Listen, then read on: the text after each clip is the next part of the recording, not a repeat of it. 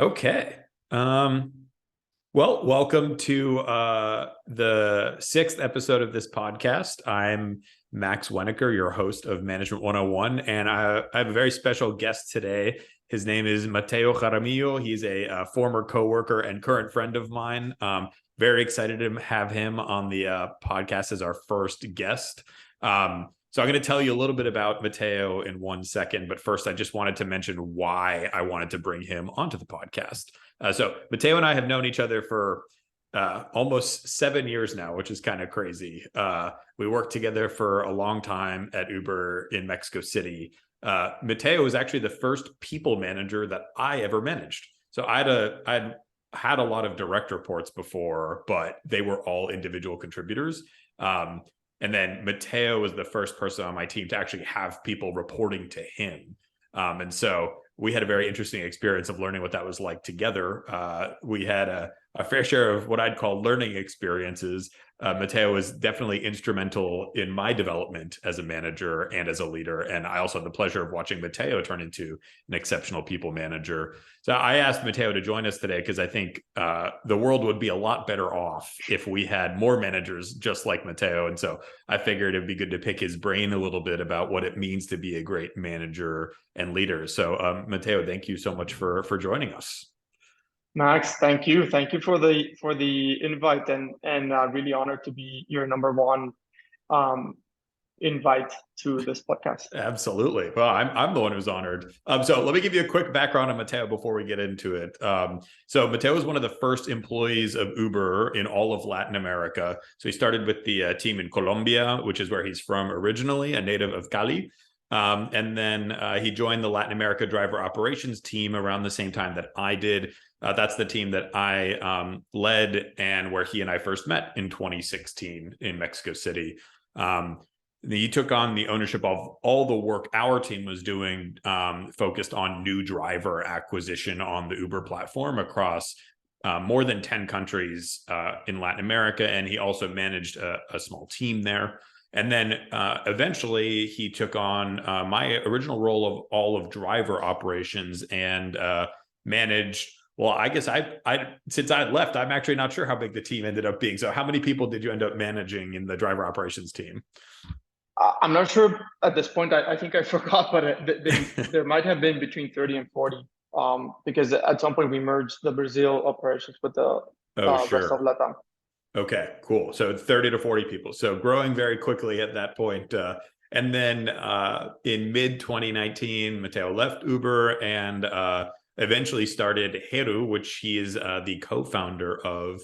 And we're going to learn a little bit more about what Heru is, what Heru does, and what it's like being a founder of an early stage company and what it takes to be a great manager in that context. So now I'm going to open it up to Mateo a bit. And I would just, Mateo, tell us a little bit about Heru. Like what does Heru do? Great. So first off, I'm really honored. And as I told you before, I think I should be the one interviewing you because I learned a lot from you, and I think it was a mutual learning experience, and I have many anecdotes, and a lot of them I continue to reference back to whenever I find myself in similar situations. No, I'm glad to hear that. Same here. Yeah, a quick one of those was, as I remember, you provided me candid feedback that I wasn't going to be promoted at some point. And I think that was one of the best candid feedback I've ever received. The hardest message probably I received at Uber, but probably the one that taught me the most. And if it weren't for that, for your decision, I think I wouldn't have evolved in many ways, which I did afterwards. So wow, that's really to kick nice off, to thank you for that. And there's many other. Thank you for receiving it so well.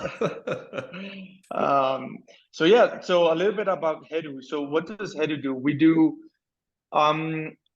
tax automation infrastructure, and what that means is we're trying to build what TurboTax or basically Intuit is in the US for Latin America. So we build tax automation infrastructure for individuals to file their taxes easily, but also take advantage in the positive meaning of that sentence, take advantage of the rules or the norm to deduct expenses. So to provide you with an example, someone who delivers or for Uber Eats or Rappi has more than 3,000 or close to 4,000 expenses or SKUs that can be deducted. No human mind is able to process that in real time and at a fast pace. So we do that through technology, and we presented tax filing every month, which occurs every month for the person. There are 11 tax regimes in Mexico, 6 of which have either a monthly, bi-monthly, or quarterly tax filing process. Wow. So that's a huge admin toll for the people in Mexico. So we're trying to simplify that through an app, and we do everything automated, completely built through technology. And so that's part of the business that we're in. And then the other part is the other part of Intuit, which is solving for companies. And very naturally, taxes is a two-sided equation. So we solve for the individual, but also help the company per se with the tax withholdings on their side and other things, other processes that they need to run in order for the person to correctly file taxes every month. So that's what Hedu does. Yeah, that's where we're in an unsexy business, tax tech, but a very nice one. The unsexy businesses are the ones that have the greatest potential opportunities, right? Yes. Cool. Well, yeah, I mean, certainly I know some of the backstory of this. Your example of an Uber driver is quite indicative of why you started this company. I think you had a really good sense of some of the challenges that this large population of rideshare drivers and other sharing economy gig workers that we're experiencing. There are a lot of even basic things like deducting costs of the car, costs of gas, and things like that that could really save people a ton of money, and they may not have been aware of it. So really cool space that you all are in. It's grown very quickly. And speaking of which, you all just recently raised your seed funding round. So congrats. I think this is doubly interesting and exciting because, you know, this is a very unusual funding environment right now. How did you manage this?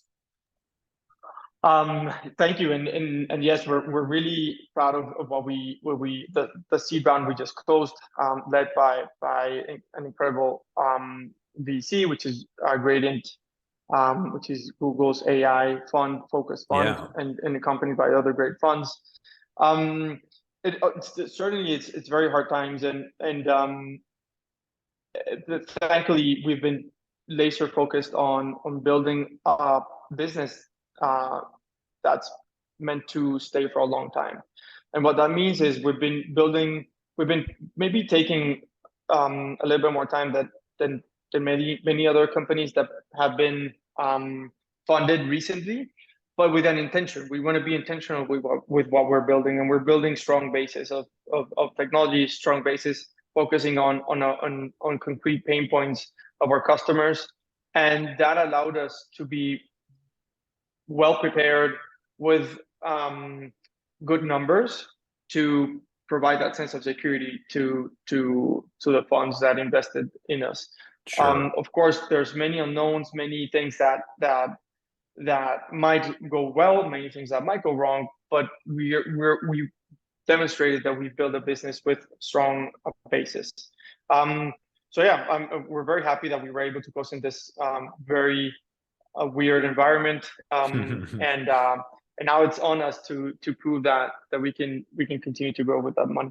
Yeah, sure. I have no doubts. It's a very cool story, and I think you said it really well, which is, you know, if you have a good idea and it's well executed and thought through in the right way, you know, the money is out there for companies like that, and it's just important to really focus on, you know, good execution, which is a nice little segue into our first topic, which is people development. Before I get to that, just one other question, which is how many employees work at Heru today? 56 today. Okay, cool. And how many a year ago would you say? Well, this year, just this year, we grew 146%. Oh So my starting goodness. this year, we're around 20 employees. Yeah, around 20 employees this year. So yeah, it's been a fast growth. Lots of learnings. Like some of the things that I learned at Uber, and that we learned together, I have been able to apply. Some of them did not necessarily apply directly to a startup. So it's been an interesting growth. Yeah, fast growth is definitely one of the hardest environments to manage in. So it's good you've got some experience in that. Cool. So let's talk through our first management related topic, which is people development. Now, some context here. I think one of Mateo's strengths as a people manager is how he helps his team become the best versions of themselves. And when we were working together, I personally saw a number of his direct reports develop into just truly exceptional employees in a very short period of time.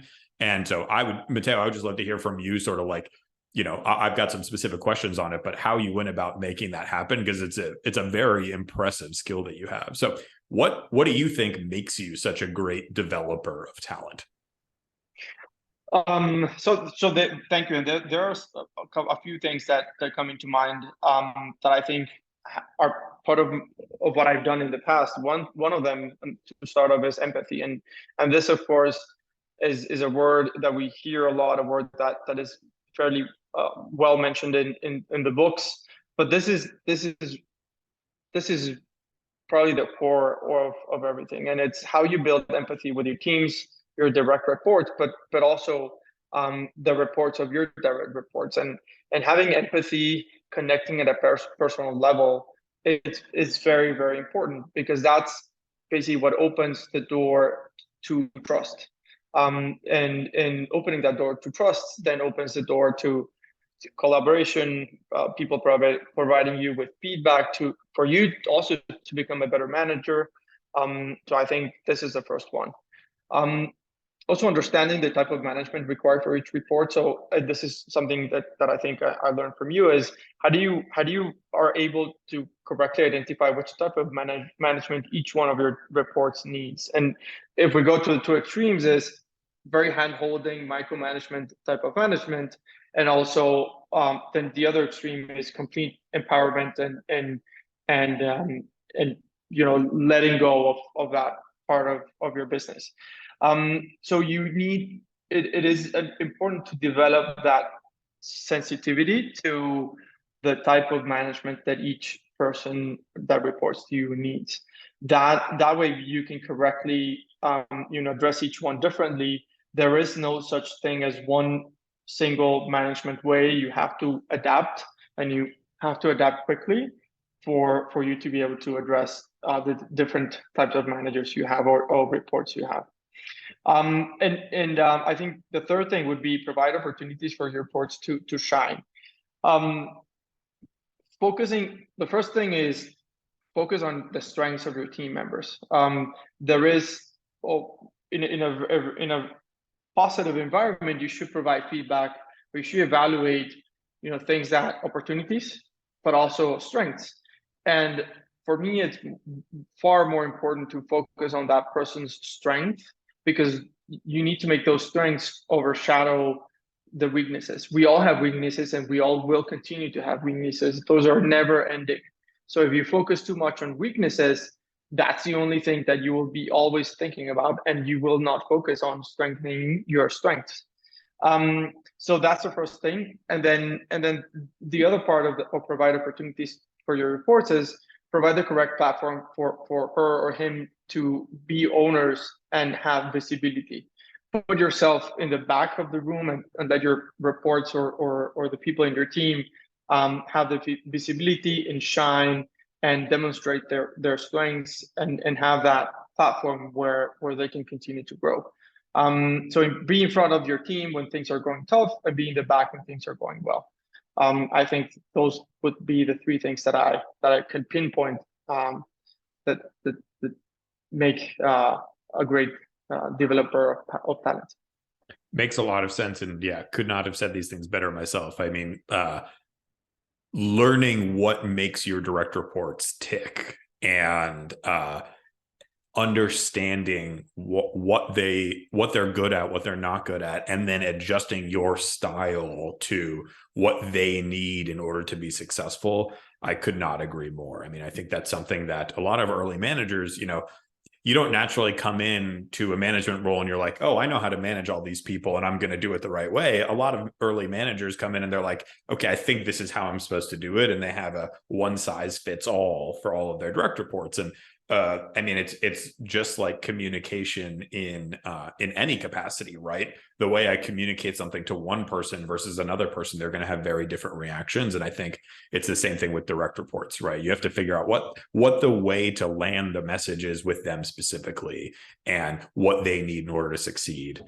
So yeah, could not have said that better myself. And then you're absolutely right. The other thing that I think a lot of early managers often make the mistake of doing is always focusing on the weaknesses of their team members and trying to improve them.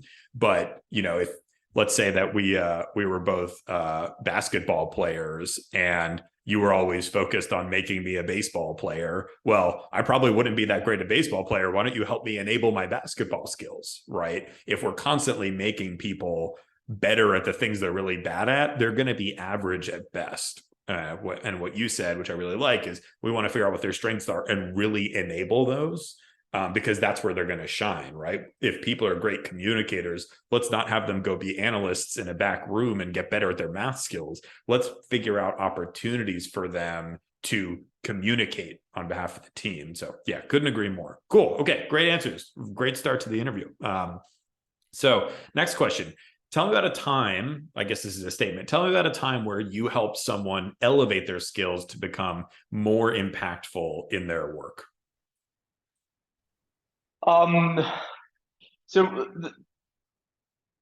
it was interesting at Uber. It was interesting that we had the opportunity to build our teams, and especially when we ended up in the regional operations team. This was a fairly small in the beginning team, and then the regional team started taking on more responsibility. So we had the opportunity to grow our teams, and we had the chance, very privileged, to bring team members from different regions of the world. So the Uber team of Chile, of Colombia, of Brazil, etc.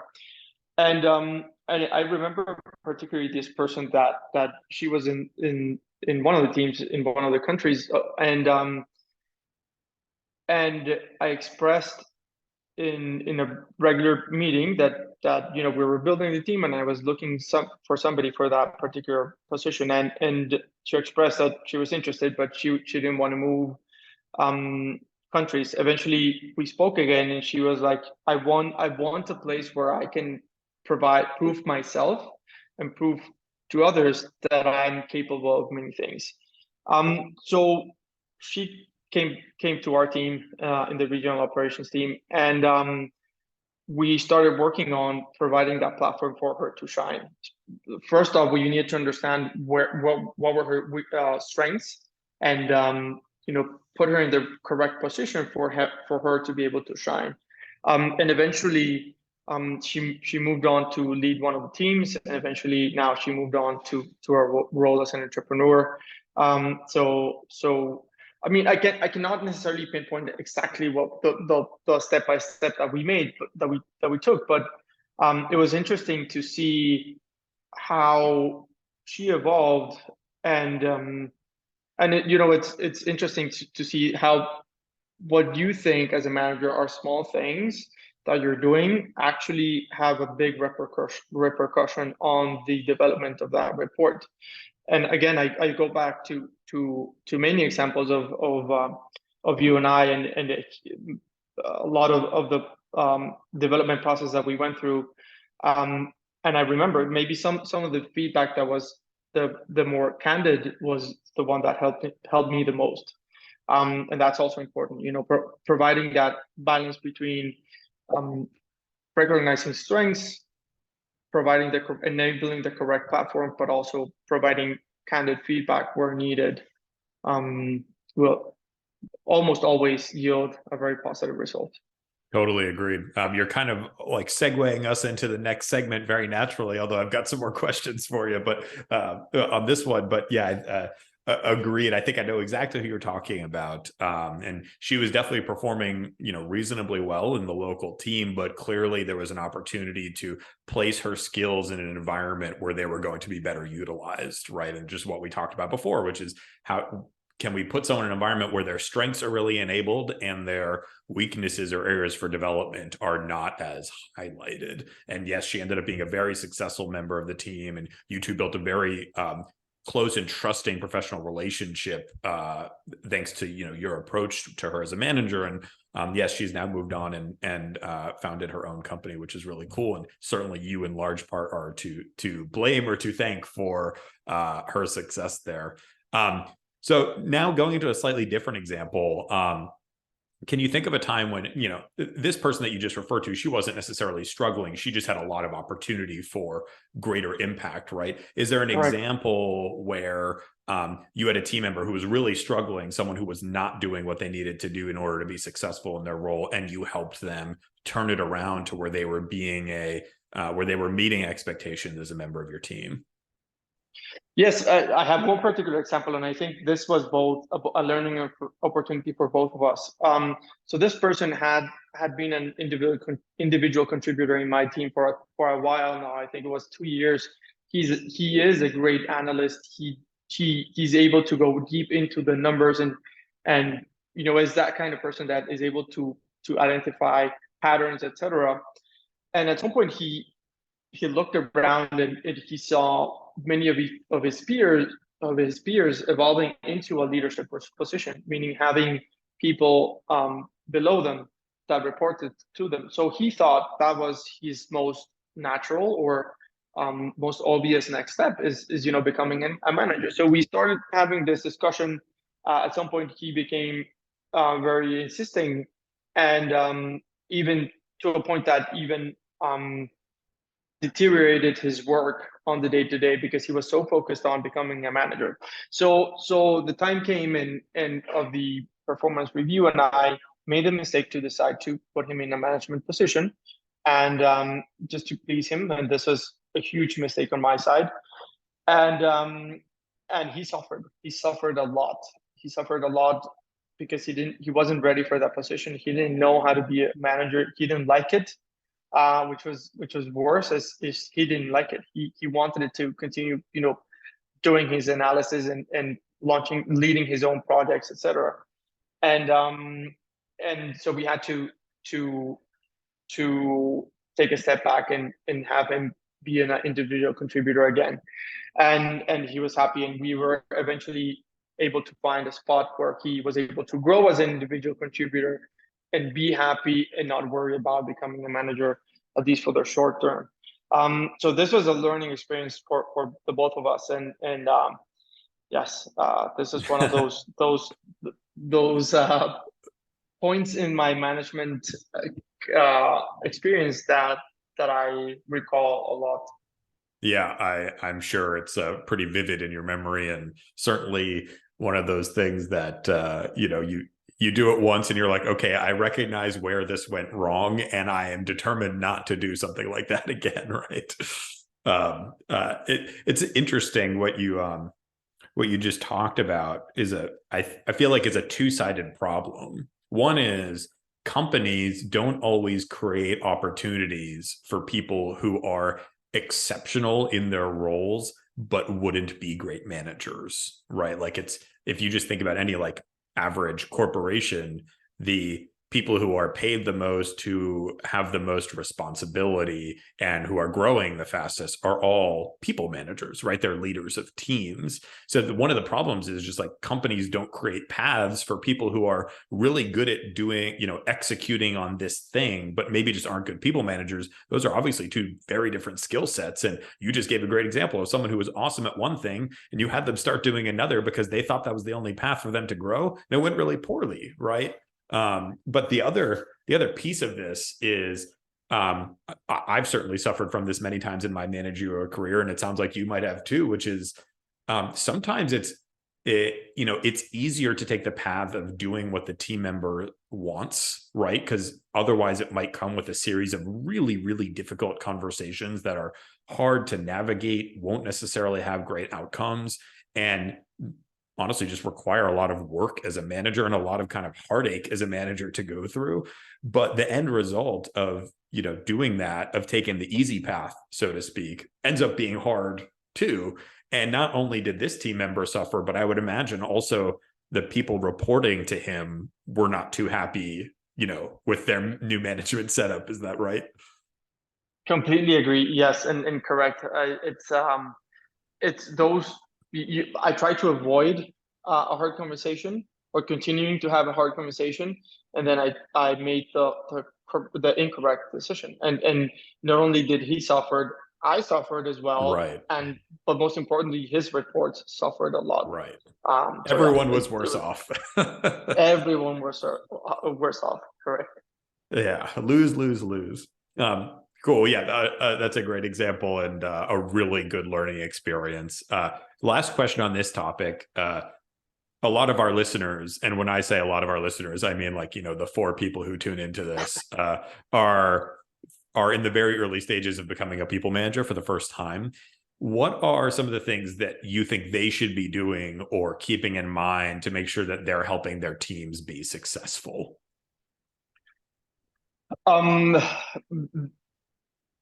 of course, it's a very subjective answer because it depends on many things, and it depends on the maturity of the company, the team, you as a manager, your direct reports, etc.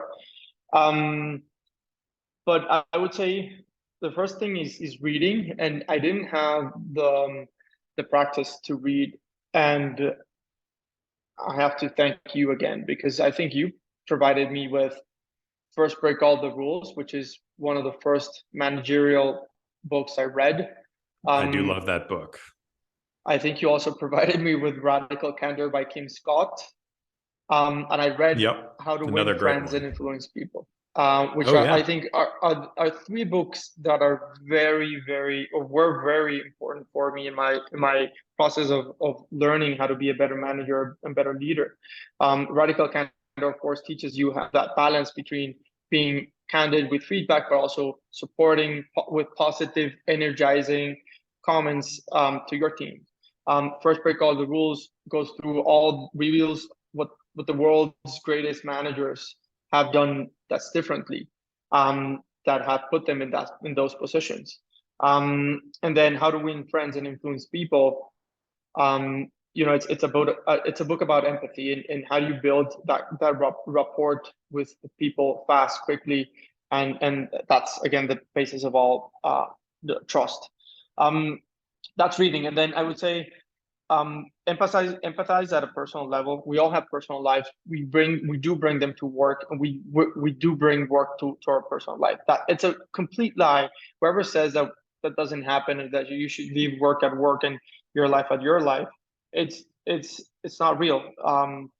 We all go through personal things, and that impacts regardless of if we're at work or in our house or anywhere else. So empathize at a personal level, understand that person, what she or him are going through, and just connect at a personal level. I think it sounds easy, but it requires maybe for some people more of an effort to connect personally, but just do it. It's connect. However you want to connect, but do connect at a personal level. Understand the level of management each member needs. Again, going back to the example of the 2 extremes, hand holding or complete empowerment. Lead by example, being together in the trenches, being together, rolling your sleeves in the hard times and doing the work will show and will show your team that they have your back. And that, which is the next point, is letting your team know that they have your back, and that you will be there for them when things get rough. And then I think the last one would be set the tone. So be very clear what is allowed and what is not allowed in your cultural environment, and take action. Like whenever somebody violates the rule or does not comply with the rule, take action, whatever that means, because this is the fastest way to build culture. If you want culture, if you want a specific type of culture, this is the fastest way to do so. It's hard. It's not easy. but it's the hardest way. It's the fastest way. Sometimes you need to let people go because it's important for you to set an example. So yeah, I would say those would be the things that would come to mind. These are all great. All the books you recommended are fantastic ones. First Break All the Rules, Radical Candor, and How to Win Friends and Influence People. Those are all really useful books to read as a manager. And generally speaking, I think incorporating reading into your life as a manager and as a leader is really important, because just you as an individual don't have all the answers, right? There's constantly more to learn, and these are great starting books. And the last thing you said around setting the tone, I wanted to just dive into like a little bit more. First of all, completely agree. There's a book I read a little while ago called The No Asshole Rule, which talks about the concept of you could have all the greatest people in the world on your team, but if one of them is a jerk, that ruins team culture and can really screw the company's long-term potential and the ability to retain the talent you do want to retain. So yes, creating clear boundaries and expectations around company culture and then taking action when they're not met is really important. It's easier not to take action, certainly, but the consequences are far reaching. No hiring manager is perfect at hiring. We're all going to hire bad employees for whatever reason. Some of them are going to be assholes. The key is not don't hire any assholes. The key is don't keep them around, because even just one of them can really hurt a team and a company's culture, which is a great segue into our next topic, which is positive team culture. So another thing that I watched Mateo do really well was create a true culture within his team. All of the teams that he managed, they always had identities. This is an identity where people felt like they were a part of something bigger than themselves. I saw his team members collaborate really well, and they would often go out of their way to help one another. So this is a really hard thing to do. This is definitely not a strength of mine. And so watching Mateo do it so well was very cool. And so a couple questions on this. First, the way your teams typically work together, in my experience, that's like every manager's dream, is like, having the sum be greater than the total of its parts, right? How do you make that happen? It's it's a great question and hard to define, to be honest. I think two things I would say. There's a more intangible way to do this, and it's of course it's probably going to sound very easy or very the intangible way is setting yourself as an example for what you want other people should look up to as a manager. And this is of course much easier said than done, but we've all probably have had different managers in our professional career, and you can definitely pinpoint which managers you look up to and which managers you wish you never had, or probably you wish you would never have again. Never Yep. had, probably not, because we all learn from those managers, but we can definitely understand or put managers in those two buckets.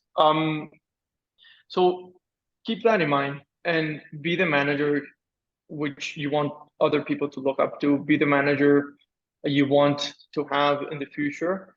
That is very important. This sentiment trickles down very quickly, and the team starts acting in similar ways to inspire their peers, or team members.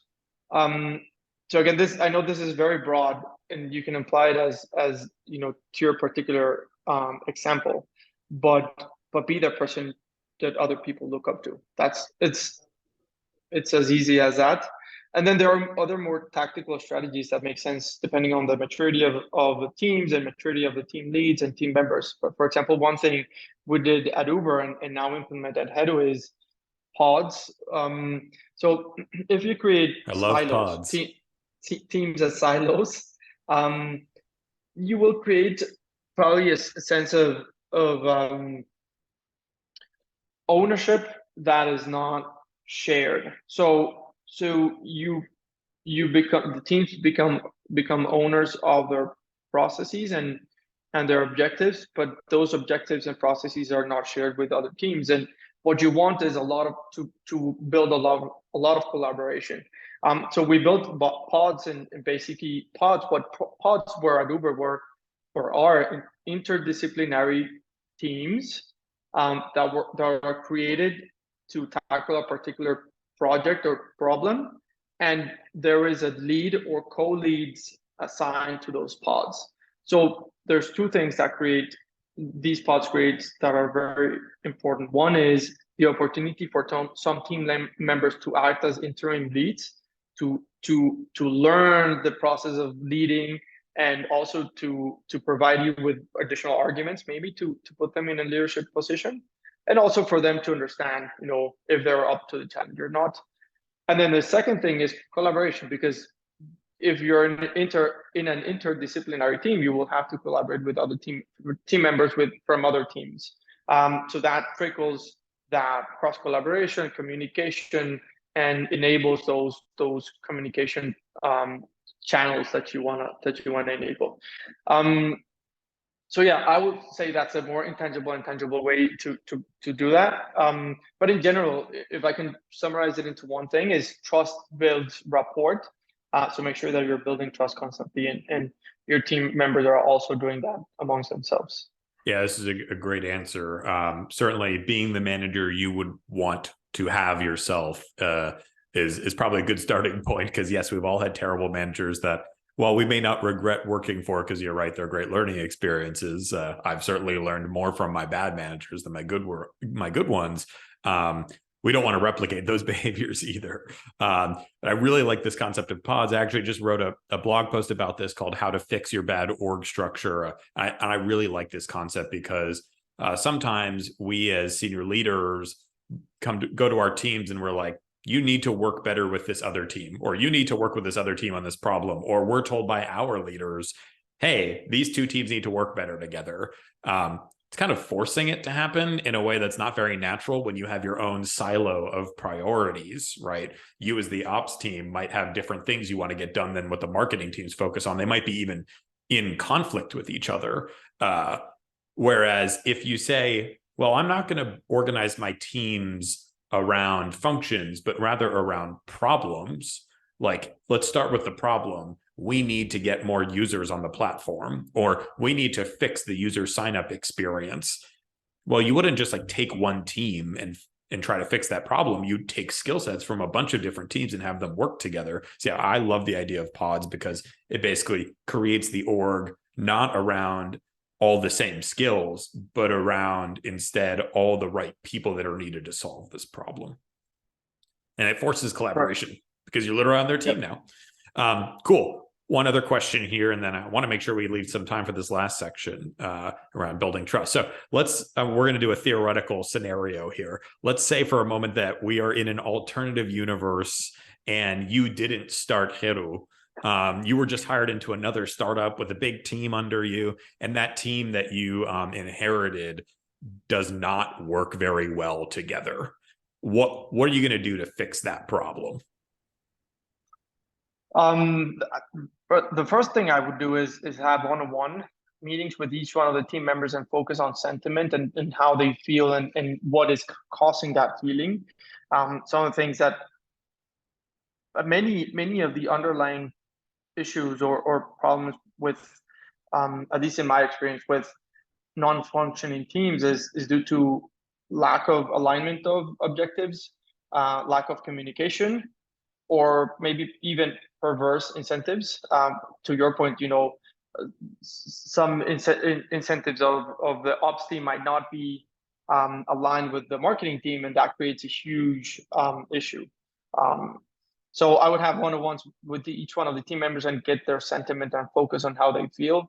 So the second thing is I would have team meetings to map the process and communication flow. So how is communication and information flowing, and try to identify where that is not happening and flowing organically.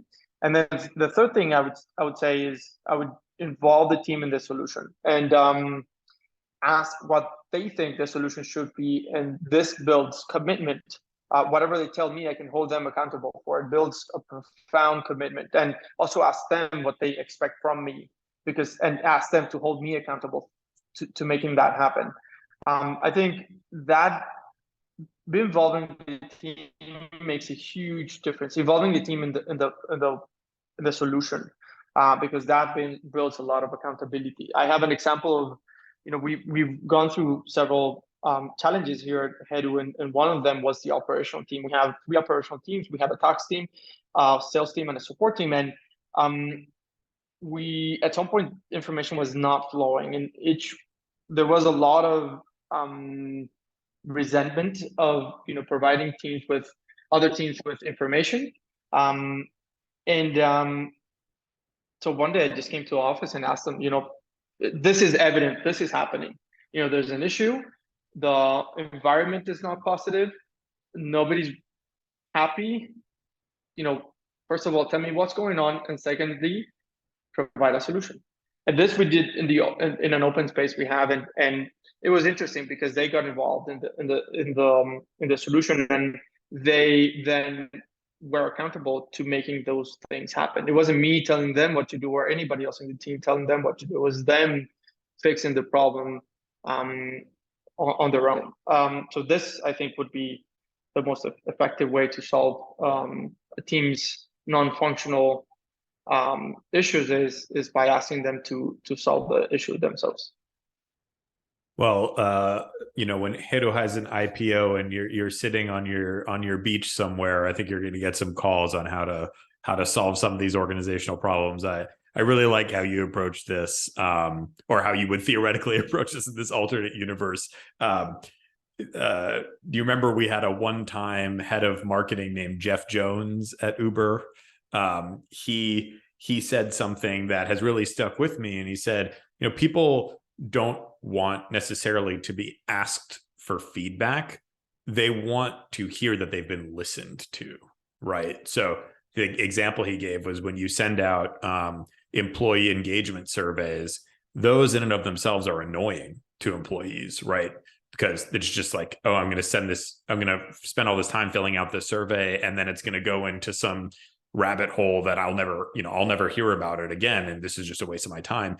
The way to get people excited and feel like they're valued is to close the loop and say, okay, you came up with this idea, you provided this feedback, here's the action we're taking on it. And so your idea of involving the team in the solution, yeah, that's how you create buy-in. I totally agree.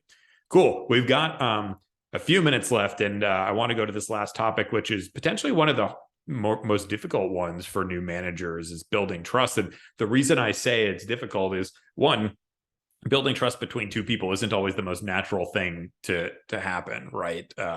It requires speaking the same language as someone, I guess both literally and figuratively, but it also requires a level of understanding too. But then the other thing is, oftentimes when new managers are promoted into roles, it's at the expense of a peer of theirs getting promoted into that role. And so there's inherently a disconnect in trust or a mistrust, because maybe this person that was not promoted is not happy about you being in that role. And this happens all the time at fast growing startups like Hedu and Uber, where you're growing so fast, you need to promote people quickly. And suddenly people who were peers before are now in a manager and direct report relationship. And so the challenge is even greater to build trust. So this is a really important topic, and I want to talk through it. The reason I'm asking you about it is I used to do skip level check-ins with your direct report. So that's when the people reporting to someone who report to me, so 2 levels below me, I check in with them directly to see how things are going. We can save that topic for another day, because there's a right way and a wrong way to do it. But one of the things I would consistently hear from them is that they had tremendous trust in you as a manager and were comfortable discussing pretty much anything with you. So what do you think makes your teams have such trust in you? I would basically go to empathy. I think for me, this is not the answer. This is the answer that is easy for me to say, because I think I can build empathy quickly. I think I'm able to read people fairly quickly and understand them, and show myself vulnerable enough for them to trust me very quickly. So I think it's also part of my personality. But again, if this is not easy for you as a manager, you should work on this, because building empathy it's something that's inevitably one of those key things that you need to build with your team to build trust. And building empathy is understanding where the other person is coming from, how they're feeling, what understanding also what triggers them positively to be motivated to come to work every day and put their 120% to everything that they do. And then providing also the correct environment and putting yourself, providing them with the security that they have your back for whatever they do. So I think empathy is key to everything. And for me, I think it's easier to say because I can build empathy fast, I think. But if that's it, this is key, building empathy fast. Oh, of course. Yeah, I completely agree with you. And so you split this into two parts. One is demonstrating empathy and building that with your team. And then the other is showing vulnerability, right? And mm-hmm. I can tell you, well, first of all, from personal experience, you are very good at reading people and understanding them. And it's definitely something I looked up to in you as a manager. And it's something I don't feel like I'm very good at. I'm not good at reading people's emotions or reading between the lines of what they're saying. So for those of you listening, those other three people listening who fall more into that bucket like I am of not being great at reading people, I think one of the things that has really helped me is focusing on asking a lot of questions. People often, like to talk about themselves and what they're doing and why they're doing it if they're asked the right questions. And if you're asking questions, you're demonstrating interest in someone, which in and of itself can help build trust. And it will also help you understand them better, which therefore will create empathy. So if you're not someone who just naturally reads people, and Mateo very much falls into the bucket of being able to naturally read people. If you need to take some intermediate steps to getting there, I think asking a lot of questions and trying to understand someone through asking them questions about them is a good way to do that and to build that trust. Yeah, go ahead.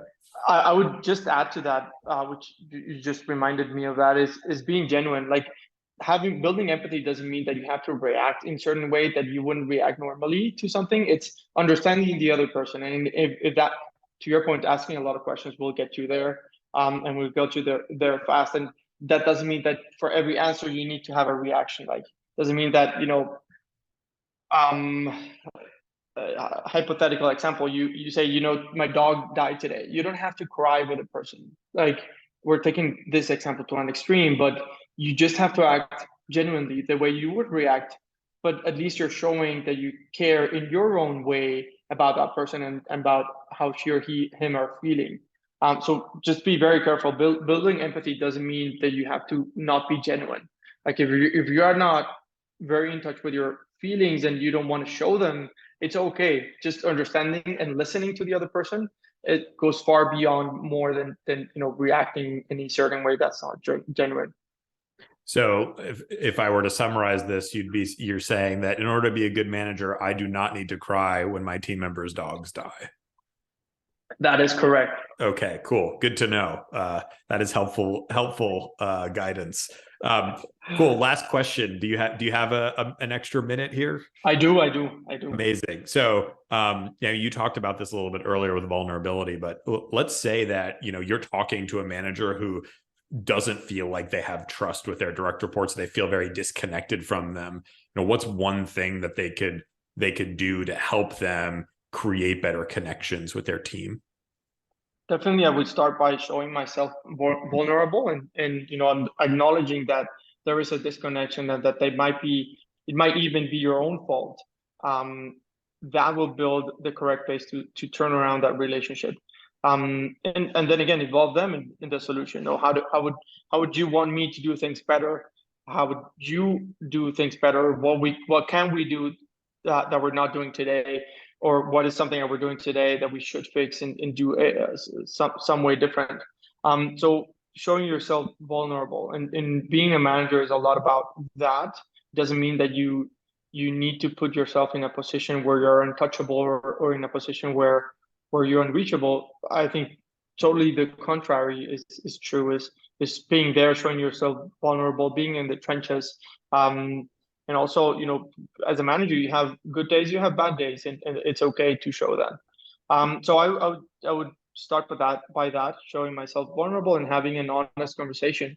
Honest conversations are hard, are very, very hard, but they are a very important part of developing as a manager. And I continue to develop that skill because I'm not very good at having difficult conversations, and that's something that you and I went through, and you helped me a lot as well, and I continue to struggle with that. That's not definitely not one of my strengths, but I am very conscious, and I do an effort to have those difficult conversations, and those are important to start by showing yourself vulnerable.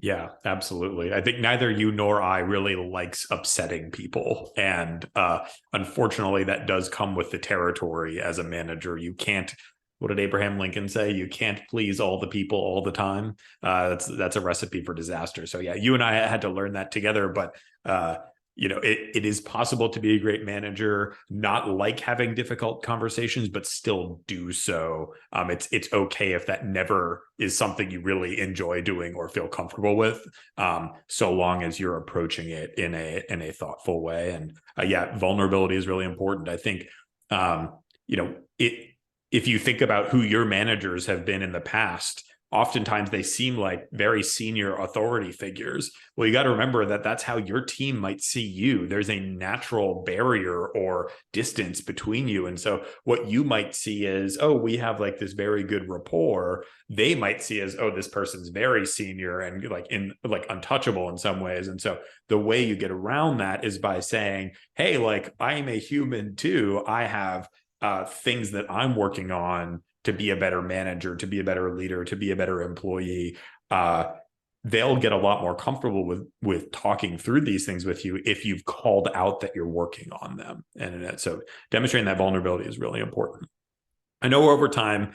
Mateo, thanks so much for joining us today. This was awesome. You receive a 5 out of 5 in the Uber app of interviews. And I hope every guest is as amazing as you are going forward. Max, again, thank you for inviting me to this conversation. It was an honor and great to touch base again with you. And I'm just happy we continue to connect, because I learned a lot from you. So thank you, and thank you for putting this together. I'm sure many people will have many things to extract from your conversations. So thank you. I'm excited to bring your management voice to the world. So thank you. Thank you. Have a good one. You too.